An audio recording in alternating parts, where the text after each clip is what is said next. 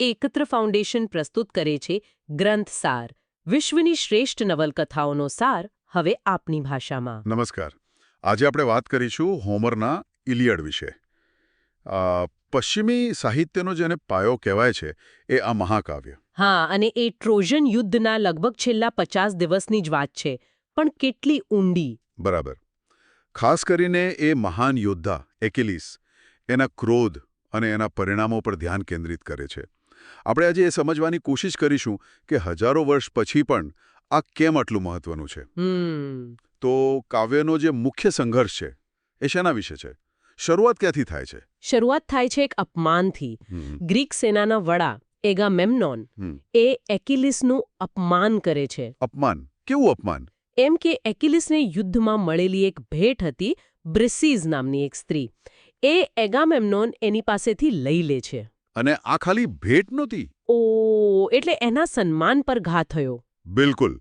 એ સમયમાં ટાઈમ એટલે કે સન્માન, પ્રતિષ્ઠા એ યોદ્ધા માટે બધું જ હતું. આ અપમાનથી એકિલીસ એટલો ક્રોધિત થાય છે, એનો જે મેનિસ છે એ જાગે છે. મેનિસ એટલે એ સામાન્ય ગુસ્સો નહીં. ના ના, આ કંઈક દૈવી ક્રોધ જેવું છે, ભયાનક, અતૂટ. અને એ ક્રોધમાં એકિલીસ નિર્ણય લે છે કે હવે હું યુદ્ધ નહીં લડું. અને એ યુદ્ધમાંથી ખસી જાય છે.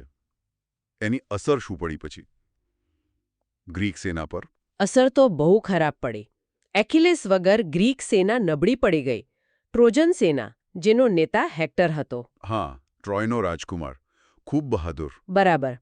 એ હેક્ટર ગ્રીકોને છેક એમના જહાજો સુધી પાછા ધકેલી દે છે. પરિસ્થિતિ બહુ ગંભીર બની જાય છે. તો પછી કોઈએ એકિલીસને મનાવવાની કોશિશ ન કરી? કરીને એગામેમ્નોને માફી પણ માંગી, ભેટ સોગાદો આપવાની વાત કરી, પણ એકિલીસનો ઘવાયેલો અહંકાર એ માન્યો જ નહીં. અહીં પેલો ક્લિયોસનો મુદ્દો પણ આવે છે. ક્લિયોસ એટલે? એટલે શાશ્વત કીર્તિ, યશ. એકિલીસ જાણતો હતો કે એનું જીવન ટૂંકું પણ કીર્તિમય હશે.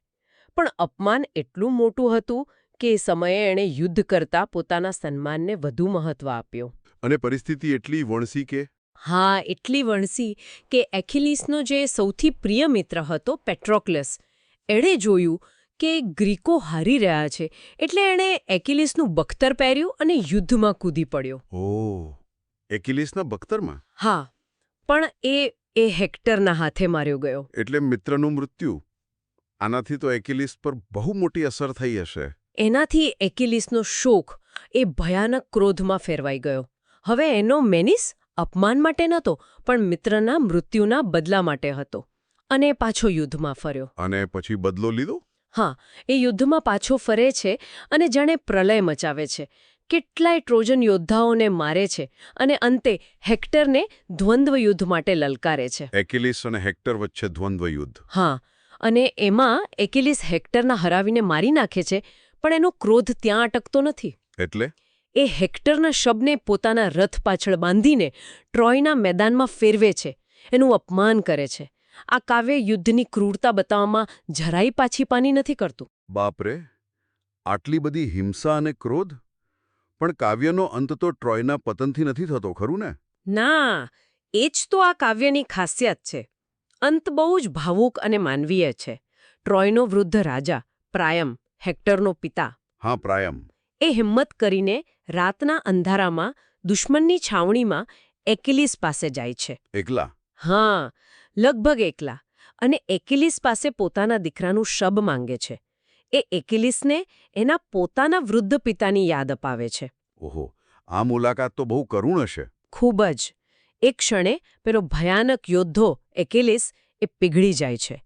એ પ્રાયમના દુઃખમાં પોતાનું દુઃખ જુએ છે, એક પિતાનું દુઃખ, એક મિત્ર ગુમાવવાનું દુઃખ. એટલે બે દુશ્મનો પોતાના દુઃખમાં એક થઈ ગયા. બરાબર. અને એકિલીસ માનવતા બતાવીને સન્માનપૂર્વક હેક્ટરનું શબ પ્રાયમને પાછું સોંપે છે. યુદ્ધ વિરામ જાહેર થાય છે અને કાવ્યનો અંત હેક્ટરના અંતિમ સંસ્કાર સાથે થાય છે, ટ્રોયના પતન સાથે નહીં. વાહ! એટલે અંતમાં કરુણા અને માનવતાનો સંદેશ છે. આ મુખ્ય પાત્રો એકિલીસ, હેક્ટર એ ખરેખર બહુ જ જટિલ છે. હા, એકિલીસ એટલે ગ્રીકનો મહાન યોદ્ધો, શક્તિશાળી, પણ ગૌરવ, ક્રોધ, શોકથી ભરેલો. એ ક્લિયોસ એટલે કે કીર્તિ માટે જીવતો હતો. બીજી તરફ હેક્ટર છે, ટ્રોયનો રાજકુમાર, રક્ષક. એ ફરજ, કુટુંબ, શહેર માટે લડે છે. વધુ માનવીય લાગે કદાચ. અને એગામેમ્નોન, પેટ્રોક્લસ, પ્રાયામ દેવતાઓ પણ છે ને? હા, દેવતાઓ પણ આમાં સક્રિય ભાગ ભજવે છે. ક્યારેક ગ્રીકોના પક્ષે, ક્યારેક ટ્રોજનના. એ ભાગ્ય અને માનવીય ઈચ્છા વચ્ચેનો તણાવ પણ ઉમેરે છે. તો આ બધાનો મુખ્ય સાર શું? કયા મુખ્ય વિચારો છે આ કાવ્યમાં? એક તો પેલો મેનિસ, એકિલીસનું ક્રોધ અને તેના વિનાશક પરિણામો. બીજું ટાઈમ અને ક્લિયોસ, સન્માન અને કીર્તિ એ સમયના નાયકો માટે કેટલા મહત્વના હતા. યુદ્ધની ભયાનકતા પણ બતાવી છે, ખાલી વીરતાના ગુણગાન નથી. ચોક્કસ, યુદ્ધની વેદના, નુકસાન, મૃત્યુની અનિવાર્યતા અને છેલ્લે પેલી પ્રાયામ અને એકિલીસની મુલાકાત દ્વારા માનવતા અને સહાનુભૂતિનું મહત્વ. અને આટલા વર્ષો પછી પણ એનો પ્રભાવ કેવો રહ્યો છે પશ્ચિમી સંસ્કૃતિ પર? ઇલિયડ તો પશ્ચિમી સંસ્કૃતિનો પાયો જ ગણાય. પ્રાચીન ગ્રીસમાં તો એ શિક્ષણ અને નૈતિક માર્ગદર્શનનો મુખ્ય સ્ત્રોત હતો. એની અસર પછીના નાટકો, કળા, ફિલોસોફી, સાહિત્ય બધા પર જબરદસ્ત છે. વર્જિલની એનિડથી લઈને આજ સુધી. કેમ? એવું શું છે એમાં જે આજે પણ લોકોને આકર્ષે છે? મને લાગે છે કે એના પાત્રોની મનોવૈજ્ઞાનિક ઊંડાઈ, એમની લાગણીઓ, એમના સંઘર્ષો એ સાર્વત્રિક છે. ક્રોધ, પ્રેમ, નુકસાન, ગૌરવ, ફરજ આ બધું આજે પણ એટલું જ પ્રસ્તુત છે. અને પેલો હોમરિક પ્રશ્ન પણ છે કે હોમર કોણ હતો? આ કાવ્ય એક વ્યક્તિએ લખ્યું કે પેઢીઓની મૌખિક પરંપરાનું પરિણામ છે? એ પણ એક રસપ્રદ ચર્ચા છે. ખરેખર હજારો વર્ષ જૂનું હોવા છતાં ઇલિયડ આજે પણ આપણને યુદ્ધ, નુકસાન, બદલો અને જીવનના અર્થ વિશે વિચારતા કરી દેશે. એ ખાલી એક યુદ્ધની વાર્તા નથી, પણ માનવ સ્વભાવનું, આપણી અંદર રહેલી શક્તિ અને નબળાઈઓનું એક ઊંડું પ્રતિબિંબ છે. સાચી વાત છે.